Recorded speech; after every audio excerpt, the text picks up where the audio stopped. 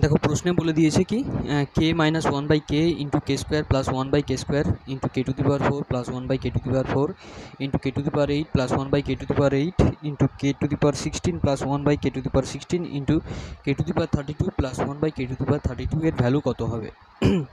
তো দেখো এটা আমি একটা সূত্র অ্যাপ্লাই করতে পারি, সেটা হচ্ছে এ স্কোয়ার, আমরা জানি কি এ স্কোয়ার মাইনাস বি স্কোয়ারের ফরম্যাটে যদি লিখতে পারি তাহলেই করতে পারবো।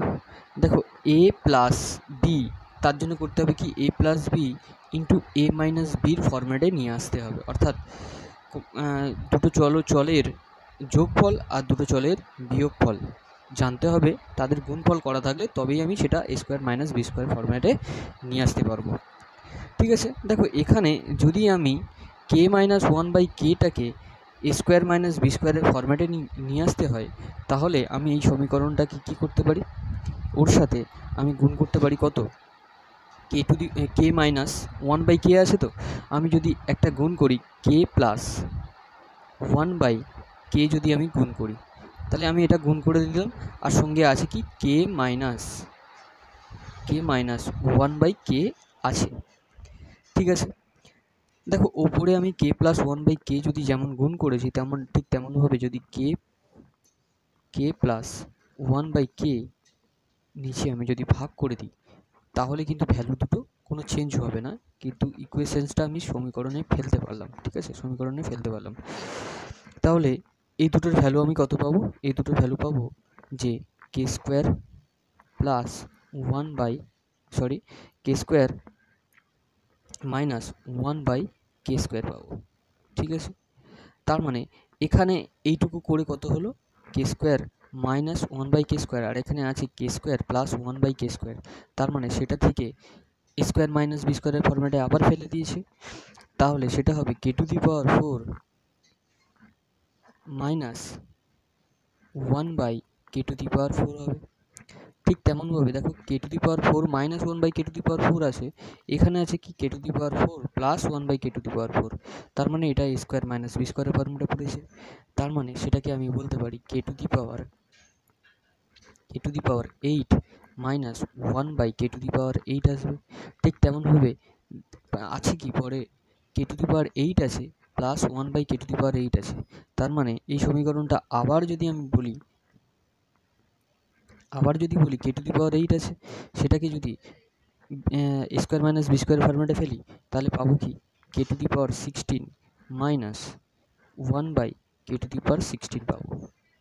ঠিক তেমনভাবে এখানে আছে k to the power 16 plus one by K to the power 16 আছে, তার মানে সেটা পাবো k to the power 32 minus one by K to the power 32। দেখো ওখানে ঠিক আবার আছে k to the power 32 plus one by K to the power 32, তার মানে আমি এক্স্যাক্ট যে ভ্যালুটা আমি পাবো সেটা হচ্ছে উপরের জন্য k to the power 64 minus one by K to the power 64। দেখো প্রথমে আমি কী করেছিলাম, k plus one by k দিয়ে আমি ডিভাইড উপরে গুণ করেছিলাম, নিচেও ভাগ করেছিলাম, ঠিক তেমনভাবে সেটাও আমার এখানে বসে যাবে, k plus one by k আমার নিচে বসে গেলে আমাদের অ্যান্সার আসবে এটা k to the power 64 minus one by K to the power 64, তাহলে অপশান সি হবে কারেক্ট অ্যান্সার। পরের অঙ্কটার ক্ষেত্রে আমি বলি কি আছে, a dealer buy an article listed 3000 and gets successive discount of 15% and 15%.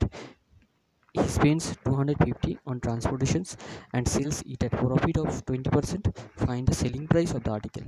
দেখো প্রথমে একটা ডিলার লিস্ট প্রাইস কত আছে 3000, ঠিক আছে 3000 লিস্ট প্রাইস আছে, সে ডিসকাউন্ট পাচ্ছে কত 15%, তাহলে 15% ডিসকাউন্ট দিচ্ছে, তার মানে সে কত টাকায় পাচ্ছে, তাহলে হিসেব মতো হচ্ছে 17-20, এটা দুবার হচ্ছে, তার মানে 17-20।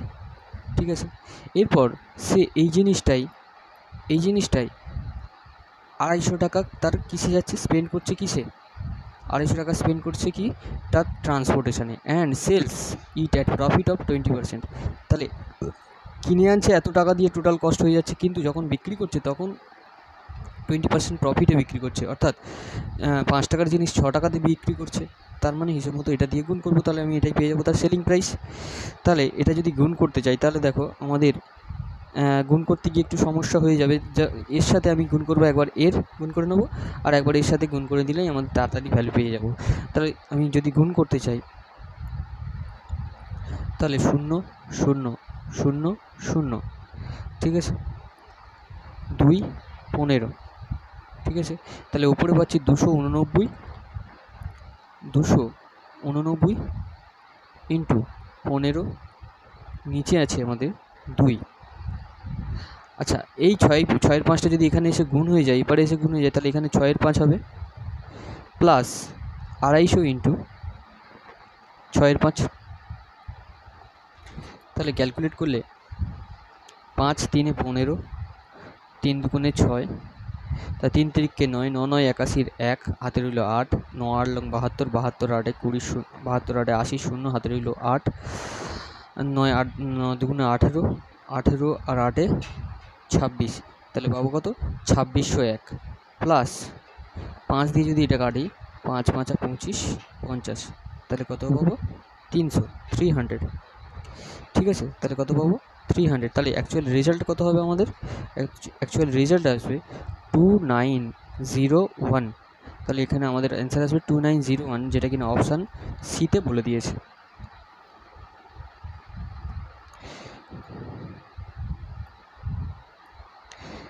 দেখো পরেরটা কি বলেছে, in a linear race of 1000 metre A beats B by 50 metre.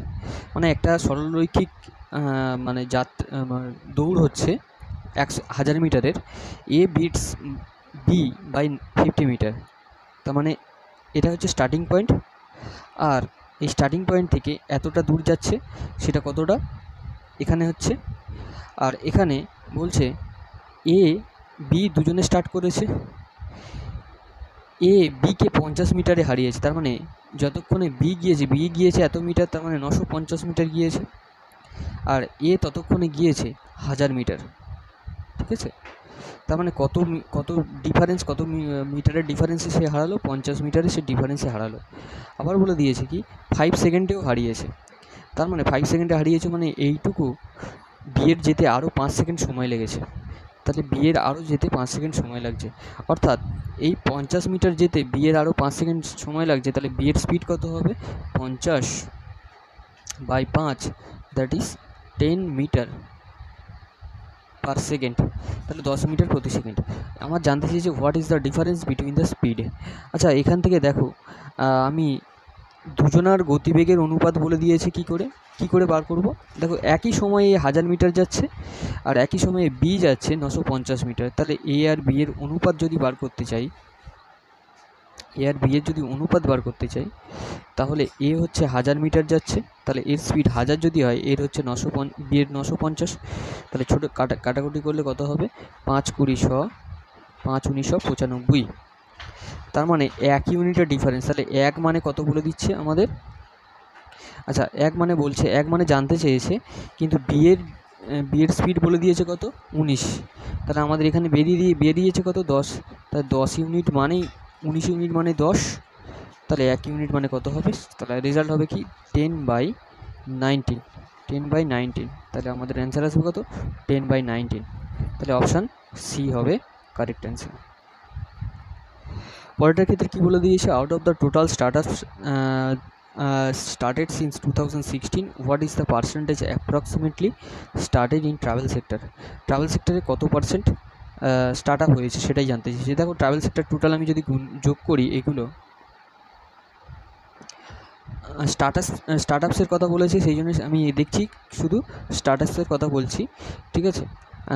এখানে আছে কি out of all the startups that started 2016, এটা আছে 2016, ঠিক আছে। আর এখানে বলে দিয়েছে স্টার্টেড ট্রাভেল সেক্টর কত আছে। এখানে ট্রাভেল সেক্টর মানে ইউলো রিজনটা বলে দিয়েছে, তাহলে 324।